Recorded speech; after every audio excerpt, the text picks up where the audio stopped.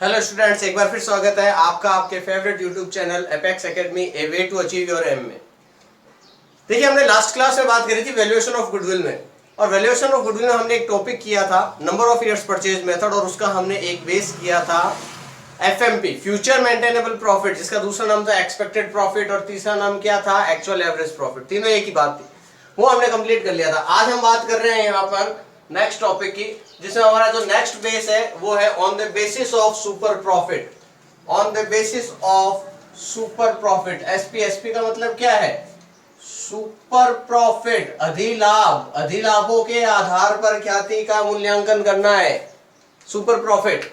इसमें स्टेप की बात करें तो देखिए, स्टेप कुछ वही है। स्टेप फर्स्ट हम बात करें जो हमने लास्ट क्लास में किया था, कैलकुलेशन ऑफ एडजस्टेड प्रॉफिट। ये मैंने आपको पहले बता दिया, वापस बताने की जरूरत नहीं है। अगर आपको डाउट है आप लास्ट वीडियो जाइए, चेक कीजिए, उसमें सारा डिटेल मिलेगा। फिर भी कोई डाउट आप मुझे मैसेज कीजिए, मैं आपको जरूर रिप्लाई करूंगा। सेकंड क्या है? कैलकुलेशन ऑफ एपी और डब्ल्यूएपी, एवरेज प्रॉफिट या वेटेड एवरेज प्रॉफिट। ये भी वही स्टेप है जो हमने लास्ट क्लास में किया था। Next, calculation of FMP future maintainable profit, expected profit. इसको भी हम लास्ट क्लास में कर चुके थे। तो यहां तक तो हमने लास्ट क्लास में किया था। इसके बाद जो नेक्स्ट फोर्थ स्टेप था पिछली क्लास में, वो था गुडविल की कैलकुलेशन। लेकिन आज हमारे पास फोर्थ स्टेप क्या निकल कर आया है? वो आया है कैलकुलेशन ऑफ एनआरआर। यहां मैंने कैलकुलेशन वर्ड यूज किया, ध्यान रखिए। अगर आपको गिवन है देन आपको कैलकुलेट नहीं करना है। मींस एनआरआर, पहले तो बात करते हैं एनआरआर होता क्या? नॉर्मल रेट ऑफ रिटर्न, सामान्य प्रत्याय की दर। आप एक बिजनेस करना चाहते हैं, उसी टाइप के बिजनेस में एक और दूसरी कंपनी इन्वॉल्व है, आप चेक करोगे उस दूसरी कंपनी का प्रॉफिट अर्निंग रेशियो क्या है। इसी टाइप में एक और कंपनी इन्वॉल्व है, आप उसका भी रेशियो चेक करोगे, प्रॉफिट रेशियो क्या है। वो जो नॉर्मल रेट आ रही है उसी को हम क्या बोलते हैं? नॉर्मल रेट ऑफ रिटर्न, सामान्य प्रत्याय की दर। क्लियर है ये बात? नॉर्मली रेट ऑफ रिटर्न जो होता है वो आपको गिवन हो सकता है और नहीं भी हो सकता है। अगर गिवन है तब तो आपको वही यूज करना है, कैलकुलेट करने की जरूरत नहीं है। लेकिन अगर नहीं गिवन है, देखिए, if it is not given then आपका फॉर्मूला क्या होगा एनआरआर का? DPS divide by MPS into 100। DPS का मतलब क्या है? डीपीएस इंडिकेट करता है डिविडेंड पर शेयर, प्रति अंश लाभांश। कौन सा? इक्विटी का। एमपीएस, एमपीएस किसको इंडिकेट करेगा? मार्केट प्राइस पर शेयर। मार्केट प्राइस पर शेयर, प्रत्येक अंश का बाजार मूल्य क्या है उसको इंडिकेट करेगा। समझ आ गई ये बात? तो एक ये नया स्टेप आया एनआरआर। एनआरआर गिवन है देन ओके, नहीं गिवन है तो आपके सामने ये रहा फॉर्मूला। इसके बाद जो नेक्स्ट स्टेप आता है, वो अगला स्टेप क्या है? वो ये रहा, calculation of average capital employed.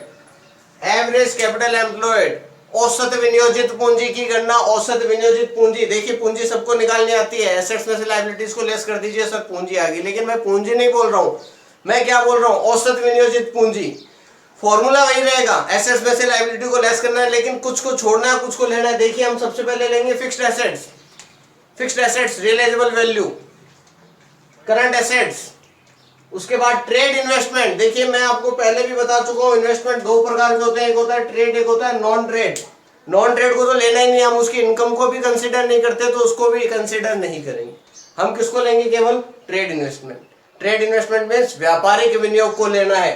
Next, other assets. Other assets के ब्रैकेट में लिखा है excluding fictitious assets. Excluding means छोड़ते हुए, फिक्टिशियस एसेट्स को शामिल नहीं करना है।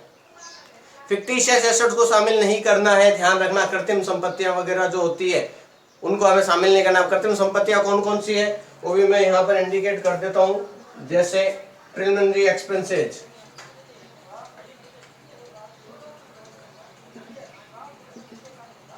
Preliminary expenses, discount on issue of shares, underwriting commission वगैरह वगैरह। ये सारी चीजें हमें इसमें कंसीडर नहीं करनी है। गुडविल को भी कंसीडर नहीं करना है, क्योंकि हम कैलकुलेशन ही किसकी कर रहे हैं? गुडविल की कर रहे हैं। क्लियर है ये बात? लेस क्या करना है? Current liabilities, long term liabilities, PFT, provision for taxation. आपको ये सब आइटम लेस करने के बाद जो वैल्यू आएगी उसे आप क्या बोलोगे? Closing capital employed.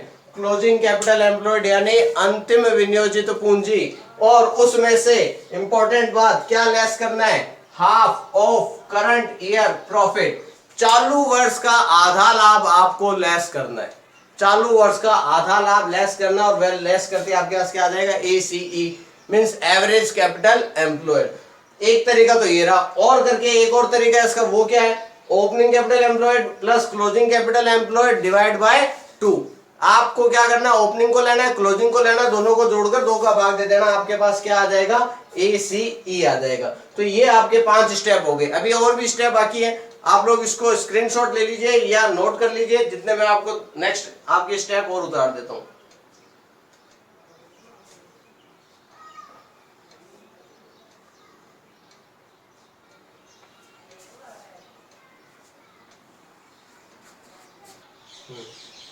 देखिए 5वां स्टेप आपको बता दिया था, calculation of average capital employed, इसका स्टेटमेंट मैंने आपको बना के दे दिया था। अब हम अगला स्टेप बात करते हैं। नेक्स्ट स्टेप क्या है, calculation of normal profit. Calculation of normal profit मतलब सामान्य लाभ।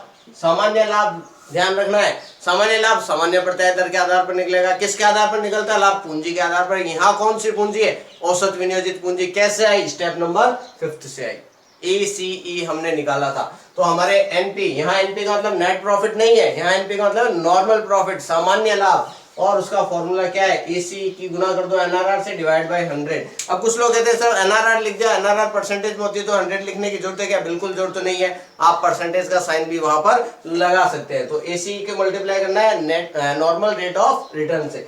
नेक्स्ट स्टेप क्या है आपका, कैलकुलेशन ऑफ सुपर प्रॉफिट, अधिलाभों की गणना। अधिलाभों की गणना कैसे आएगा भैया, FMP आपका लाभ है, फ्यूचर मेंटेनेबल प्रॉफिट, आपको भविष्य में होने वाला लाभ है। इसमें से लेस किसको करना है, नॉर्मल प्रॉफिट, जो दूसरी कंपनियां नॉर्मल रेट से अर्न कर रही है।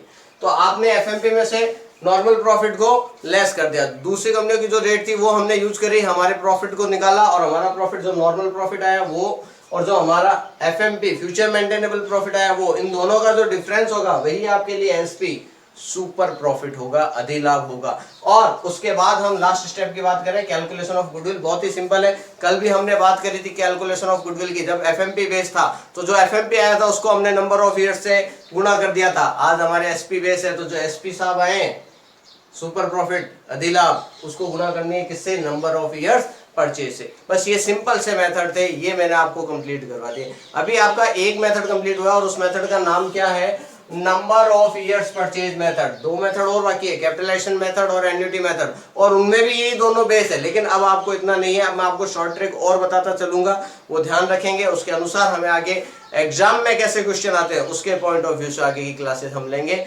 धन्यवाद, आज की क्लास के लिए इतना ही। अगर आपको हमारा मैटर, हमारा टॉपिक, हमारा वीडियो पसंद आया तो जरूर लाइक कीजिए, इसे शेयर कीजिए और सब्सक्राइब कीजिए।